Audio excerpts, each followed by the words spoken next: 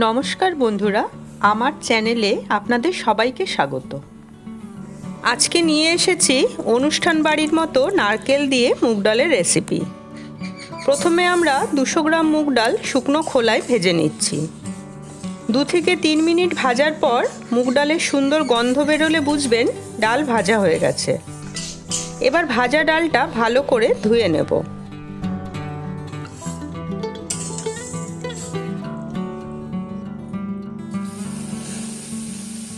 একটা কড়াইতে ধুয়ে রাখা ডালটা দিয়ে 750 ml জল দেব। 1 চামচ নুন, 1 চামচ হলুদ দিয়ে ডালটা সেদ্ধ হতে দেব।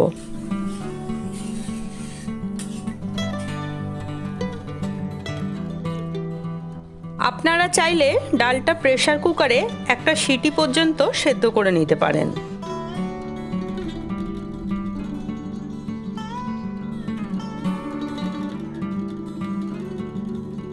দেখুন ডালটা সেদ্ধ হয়ে গেছে, কিন্তু ভেঙে যায়নি। এই অবস্থায় গ্যাস অফ করে দেব। কড়াইতে 10 গ্রাম তেল গরম হতে দিলাম। ফোড়নে দিয়ে দিচ্ছি 2টো তেজপাতা, 2টো শুকনো লঙ্কা ও 1 চামচ গোটা জিরে।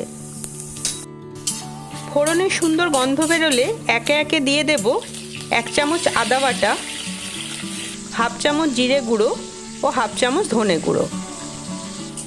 গ্যাসের ফ্লেম লোতে রেখে মশলাগুলো ভেজে নেব।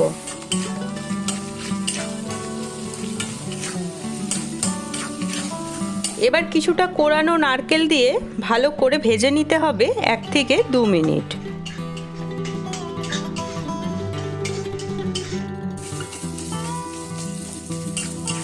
এক থেকে 2 মিনিট ভাজার পর এতে দিয়ে দিচ্ছি সেদ্ধ করে রাখা মুগ ডালটা।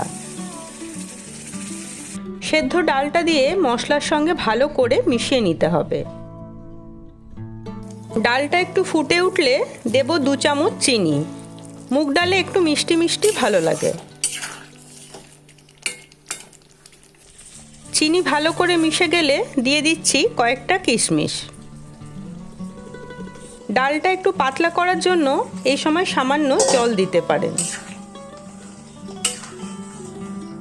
ভালো করে ফুটে উঠলে নামানোর আগে দেব 1 চামচ ঘি এবং 1/2 চামচ গরম মশলা গুঁড়ো।